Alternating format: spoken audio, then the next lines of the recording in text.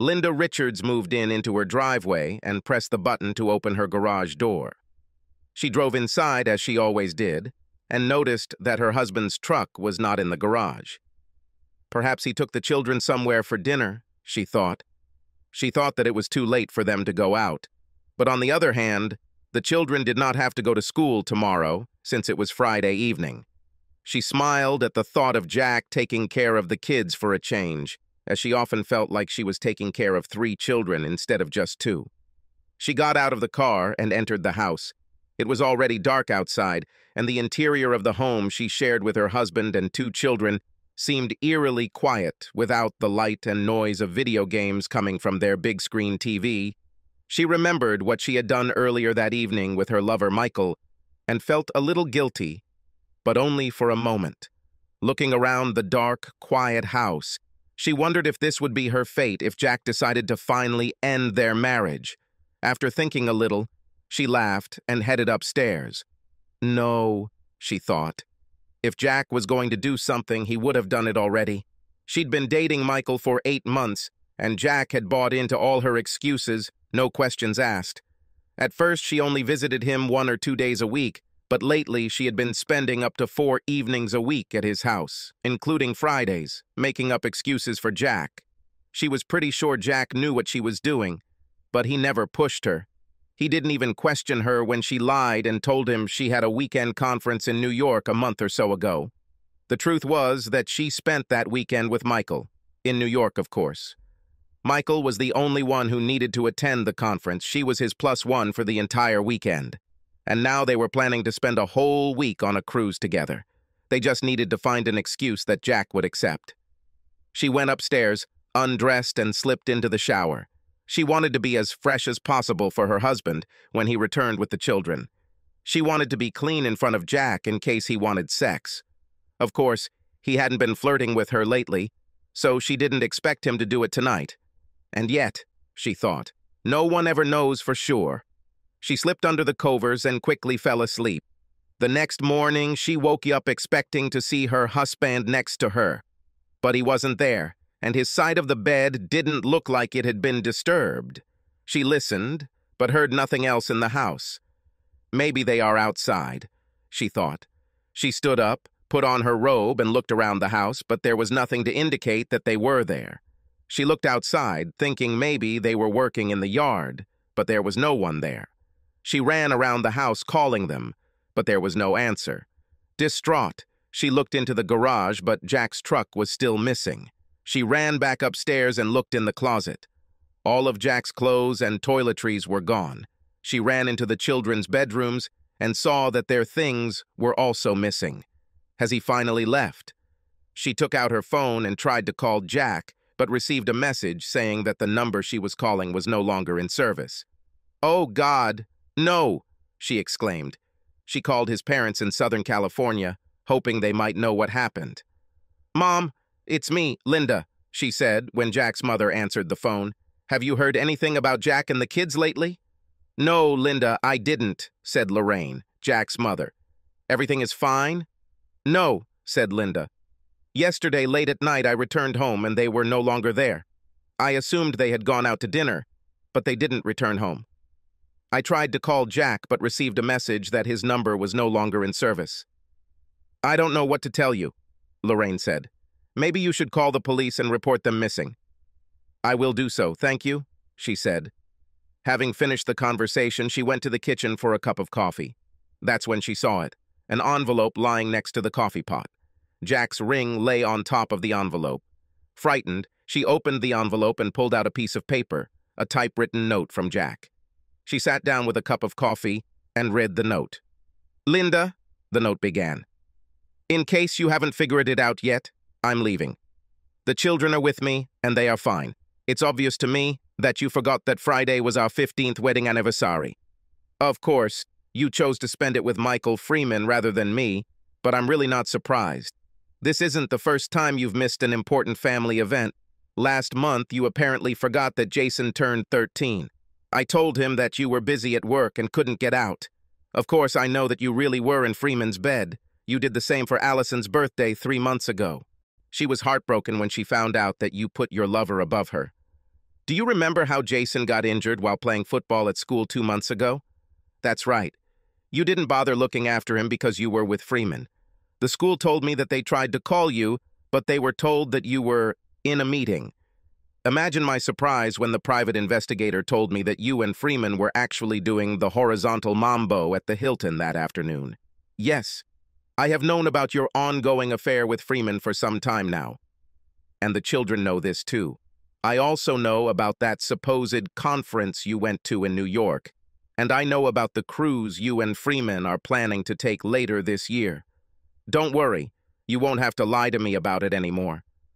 Since you decided that Freeman was more important than your family, I decided to take matters into my own hands. I hoped that you would break up with him and become my wife and mother of our children again. Perhaps we could work things out, but you chose not to. You've been practically absent for the past few months, so now it's my turn. I'm leaving. And since you don't seem to care about the children, they also left and will stay with me. The divorce papers will be handed to you sometime early next week at your place of work. Yes, I am filing a plea for adultery, as it is legal in this state. I am also suing Michael for alienation of affection, as that is also a crime in this state. I may not get much, if anything at all, but that doesn't matter. It's the principle that matters. You see, I teach kids that bad choices have consequences. Considering that you chose your lover over children and left them in my care for 3 or 4 nights a week while you were having sex with Freeman, I am asking for custody of the children, and you may be required to pay child support. Since you make good money, I ask you not to order spousal support. I won't stop you from seeing your children, although you will have to get a passport and pay for your own travel. You see, we are moving to Australia. I accepted the promotion and will be leading our company's operations there for at least the next 5 years. I had hoped to share this good news with you, but as always, you chose to spend your evenings with Freeman, and I never got to celebrate my promotion with you. You will also find a signed resignation letter in the top drawer of my desk. I'm leaving you the house and half of our bills. I took my name off everything. Now it's all yours. Enjoy. By the way, if you decide to fight your divorce, you could become the next internet porn sensation. Along with your resignation letter, you will find a package containing several rather explicit photographs of you and Freeman together. These are just a few snippets that I have from the many hours of video I filmed with you both. I would like to say that the last 15 years have been wonderful. Unfortunately, I cannot. Sure, the first 13 or so were pretty good, and I gave you all the love I could, but obviously, that wasn't enough for you.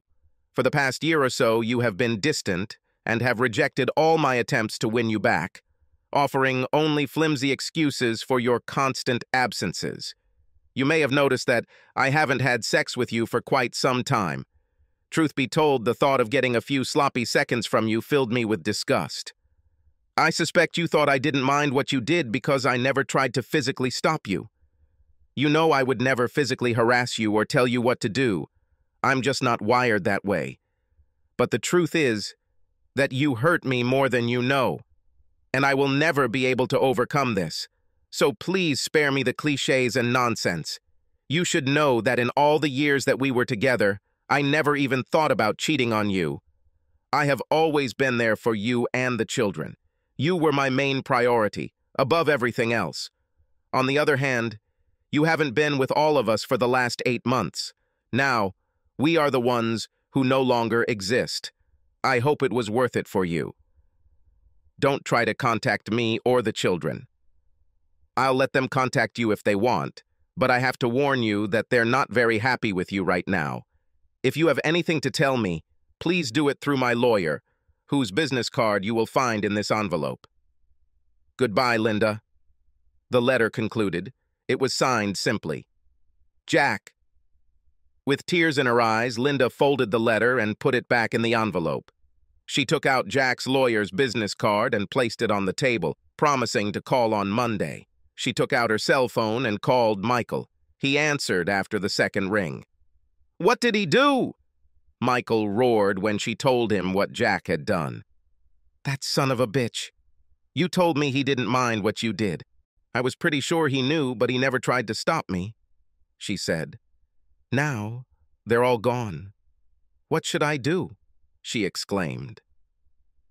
Do you want me to come? He asked. Please, she begged. Michael walked up to the house, ignoring the man parked just down the street in a nondescript sedan. Thanks, Mom, Jack said when his mother finished talking to Linda. You're welcome, son, she said, hugging him. Promise me you'll call when you get to Melbourne. I'll do so, Mom, he told her. The children hugged their grandmother one last time, and all three headed to the airport. This was the start of a new adventure for the children. For Jack, it was the end of a 15-year chapter in his life. Part of him missed Linda, but another part was glad to be away from her. She had cuckolded him for 8 months with Freeman, and now it was all over. It's time to start all over again, he thought. As promised, Linda was served with divorce papers at work the following Monday. The process server made sure to announce that she had been served with divorce papers on the grounds of adultery and neglect. Linda felt her face flush with embarrassment as her co-workers looked at her. Michael Freeman has been sued for alienation of affection. Linda contacted Jack's lawyer, but he simply told her to either sign the papers or hire her own lawyer. She consulted several lawyers, but was told that Jack's offer was as fair as she could have expected, given the circumstances. She signed the papers and returned them to Jack's lawyer. Jack, meanwhile, had moved into his new flat in Melbourne, and the children loved their new surroundings, although it took them some time to get used to the area. Jack read the email from his lawyer with interest. He was pleased to learn that Linda had signed the papers, but was unhappy that she had moved Michael to his former home. Well, he thought, it was just a matter of time before this happened. The divorce was finalized quickly because Linda did not object. The court ordered her to pay a small amount of child support, which she did. Jack didn't really need the extra money, so he put it into a college fund for the kids. Freeman settled with Jack's lawyer out of court. This money was also transferred to a college fund for the children. Over the next 2 years, Linda sent the children Christmas and birthday cards, as well as a short letter to each of them. From these letters, Jack learned that she sold the house and married Michael, who eventually cheated on her. After doing an internet search, Jack learned that the woman Michael was dating was married, and her husband wasn't too happy about being cuckolded. As a result, both Michael and the woman were shot in the head with a .45 caliber bullet, and the husband ended up in prison. Jack, of course, was not at all surprised. Once a cheater, he remains a cheater forever. Linda kept promising to visit the children, but never came. Again, Jack wasn't surprised. It didn't take long before the kids simply laughed at her promises, calling them just more smoke and mirrors. Over time, postcards and letters began to arrive less frequently, and after 3 years they stopped coming altogether. Jack, on the other hand, met Chloe, a blonde beauty who was originally from Adelaide. She had moved to Melbourne 5 years earlier after her husband left her for another woman. They dated for almost a year before he proposed to her. "Are you sure about this, Jack?" she asked. "You know that I can't have children, and that's what made my first husband leave." "Your first husband was an idiot." "I've never been so sure of anything in my life," he said. "I love you madly and want to spend the rest of my life with you." "I love you madly too, Jack," she said. "And I want to spend the rest of my life with you. But what about your children? Will they accept me as their stepmother?" "Well, let's ask them," Jack said. The next day, Jack and Chloe were babysitting in his apartment. "Guys, I fell in love with Chloe and asked her to marry me," he said. "But I want to know how you feel about this. Will you accept her as your stepmother?" "No," Allison said, causing Chloe to recoil in shock. Jack looked at his daughter in surprise. "Why not?" he asked. "Because, Dad," Jason said, "we don't want her to be our stepmother. We want her to be our mother." "Is it true?" Chloe asked. "Do you want me to be your mother?" "But what about your biological mother?" "She gave up on us a long time ago," Allison said. "So if you want to marry Dad, you'll have to become our mom." "Are you ready to do this?" Chloe looked at Jack in shock. She then looked back at the children and pulled them into a hug. "Of course," she said, and tears streamed down her face. "I would like to be your mother." A couple of months later, Jack and Chloe got married in a small outdoor ceremony. Allison was Chloe's maid of honor, and Jason was Jack's best man. After 5 years, they all returned to the States for a short visit.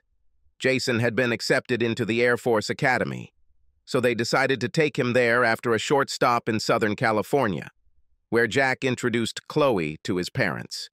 From there, they flew to Denver, where Jack was to meet with his boss and the board of directors before returning to Australia. After checking into the hotel, they headed towards the elevator, but stopped when Jack heard a familiar voice.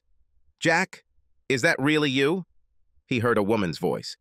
Jack looked back and saw his ex-wife Linda heading towards them. She looked as if she had aged 20 years since he last saw her. She was thin and had streaks of gray in her hair. "Linda?" he asked. "Yes, it's me," she said. "Who are these people? Aren't you going to introduce me?" she asked, pointing at Chloe and the kids. "You don't even recognize your own children?" asked Jack.